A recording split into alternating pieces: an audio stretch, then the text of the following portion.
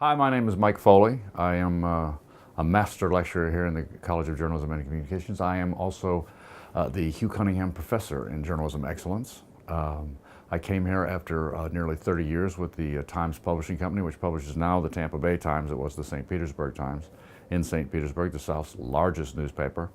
I held a variety of positions there, from lowly reporter to exalted executive editor. And then I was a corporate vice president. I sold out completely to the business department towards the end. And now I'm here. I've been here for, I'm starting my 15th year in January, and this is the best job I've ever had. I teach reporting, which is a rigorous course that all journalism and public relations and now telecom news students will have to take and pass. And it's no small feat, some of my students tell me. It is rigorous in that we require them to know punctuation and grammar and Associated Press style, and to write intelligent stories with news values and clearly and cleanly and simply. Simply put, journalism is the search for truth, and that's the easy answer. I think the hard answer is what I try to instill in my students is that journalism is the ultimate goal of a good journalist is to make sense of a confusing world. And this is a lot harder than it sounds, because it is very confusing, and there are all sorts of different information. This day and age, especially with the technology as it is, we are bombarded with quote unquote news. And I think that what we're trying to do in journalism is sort through all these sources of information to get at the truth, and in a way that helps people through their daily lives. I think that's the most important thing. What does this mean with the weather? What does this mean to me? With Obamacare, what does this mean to me? And I think that that's the best lesson that I can teach is find out what this means to your readers and explain it to them in simple terms, simple and interesting terms. I think right now it's funny because you hear about the demise, the slow and painful demise of newspapers. And that's probably true. It will not happen in my lifetime, I don't think. But it's old technology. You know, you have trucks, you have presses, you have ink, you have pressmen, you have all sorts of other things when you can actually deliver the news in a tweet with none of those other factors. And so I think that while the need for newspapers is diminishing, the need for journalism is bigger than ever before. So I have not had any student who wanted a job in journalism not get one. I think they have all found it now. Is it in New York City, working for the Times? No, but if they want to do this, they can do this. And I think that if journalists have a passion and they realize that this is as much a mission as it is a craft, and I think that if they want to practice that craft and fulfill that mission, there's plenty of room to do it. It might be across different platforms, if you will, than printed paper, but it is out there and it is available and it is needed more than ever. Storytelling is the ultimate art. That's how you interest people. People like stories. One of my former colleagues, the Pulitzer Prize winning Tom French, talks about this primal need, like hunger and thirst in a story. People need to know what comes next, what happens next. And this is why we watch television, we go to movies, and we read books. We want to find out what happens next. And I think that that's the ultimate way of getting a message across, to tell a story, people with people in it. And that's how we will tell people what is going on in the world and help them understand what's going on around them. Again, to drop another name, Michael Connelly, best-selling author, is fond of saying about the news business, he's a graduate of our program, by the way, it's fun of saying that our best day is your worst day. And so I preface that because my best day as an editor was a horrific event. A ship ran into the Sunshine Skyway Bridge in May of 1980, and I was the editor in charge of covering that. We did 24 stories that day and wrote about the horribleness of this. 35 people died plunging off the bridge into the water. And while it was a terrible, terrible event, we covered it, I think, better than, it was one of the best days in terms of news coverage, of telling people what happened, how it happened, and why it happened, that I've ever been involved in. Well, I have a sign on the front door of my office that says, no one remembers who got it first, everybody remembers who got it wrong. And I firmly believe that, because in this day and age of tweets and everything else, the race to be first doesn't mean that you're going to be the race to be right. And even the New York Times, which I believe is the most solid brand in the business, has gotten it wrong recently.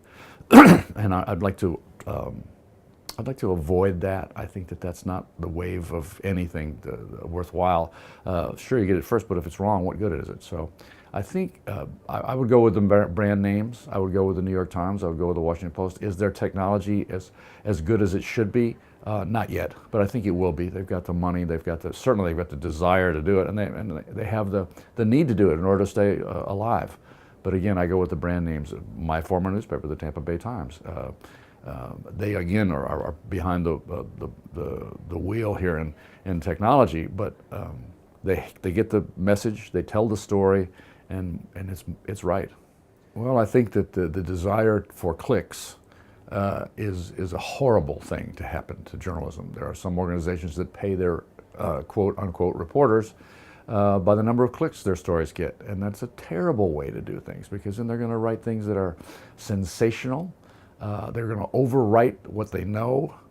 They're going to tell you things that in a teasing way. You can see it on Facebook now, or on some of the ads down at the bottom of some good publications where they have these stories. You know, the 5 pictures of Jennifer Aniston's bikini bod, and they're old, and you know, and it's sucking you in. It's like a carnival barker. You know, come on into the tent here and look at this stuff. The 2-headed calf, or the 5,000-pound man, and some of it's real and some of it's not. But I'd rather not wonder about it. I'd rather know. Outside of classwork, I would encourage them to read good writing, because if you don't read good writing, if you don't read, you're not going to be able to write. And good writing and good journalism, and as again, you go back to some of the brand names, it will learn what a story is, how they tell a story, whom they talk to, what is important, what goes to the top of the story, what goes in the middle of the story, what goes to the bottom of the story. All that is very, very important. But the language is everything. How does it flow? Is it easy to understand? You can't tell a story with big words and jargon and mangled sentence structure. You just can't do it. Well, you can, but nobody will read it.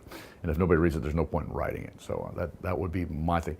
The other thing I would encourage a student to do is figure out what they want to do, what makes them burn inside, what subject or area or something. Is it the environment? Is it healthcare? Is it something else? And become an expert, because you're going to have to differentiate yourself from the crowd.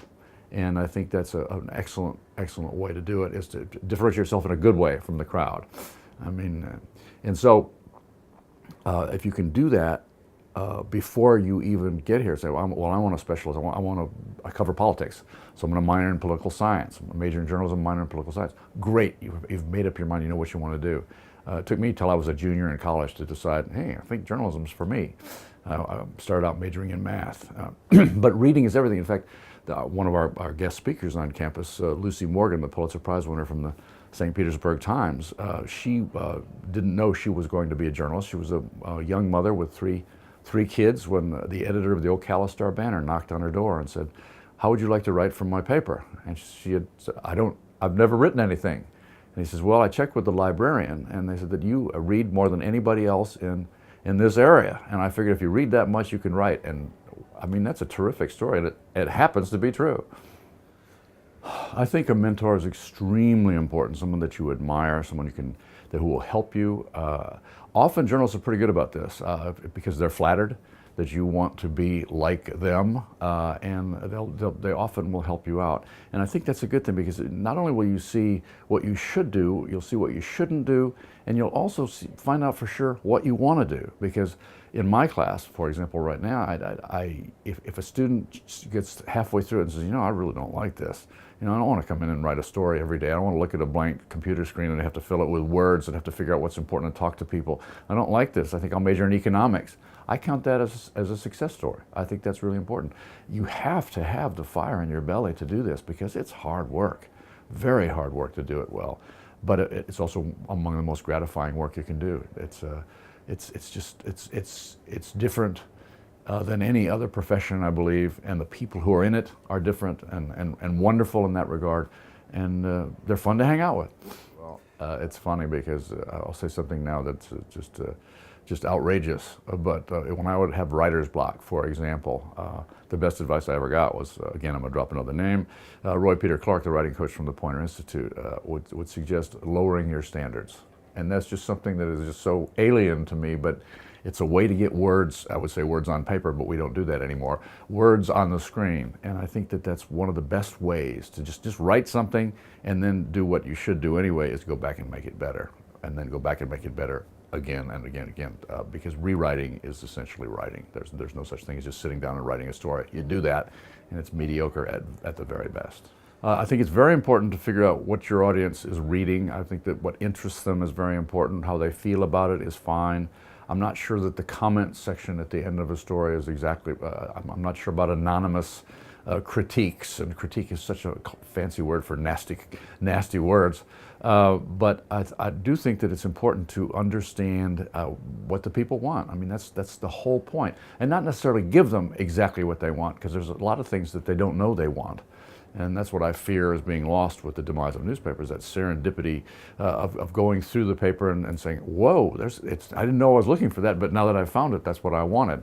And that's something I think is a problem. But I think that a good editor will have his finger on the pulse of the public, and will get out and talk to people and figure out what the people, parents at his PTA, friends in the Rotary Club, neighbors, what are they talking about? What are they interested in? And then write about it, talk about it, investigate it. Passion, and that's not really a skill, but it's a necessary ingredient. If you don't care about your work, you're not going to do good work. And this is, as I say, it's a tough field. But passion is one of those great things that will drive you and motivate you, and you will strive for perfection, and you'll never get there, but you'll strive for it. And I think that's what other profession? I mean, there certainly are many professions that are terrific, but in journalism, it's the truth is so elusive, and you dance around it, and people try to get in your way, and it's competitive, and so you've got to have some fire, otherwise it's not for you. And once you get there, though, you get to do several things. One, you get to tell people what's going on, which is kind of fun. You get to hang out with people like you who are curious and informed and interested, and then you get to do good. Doing good is pretty important.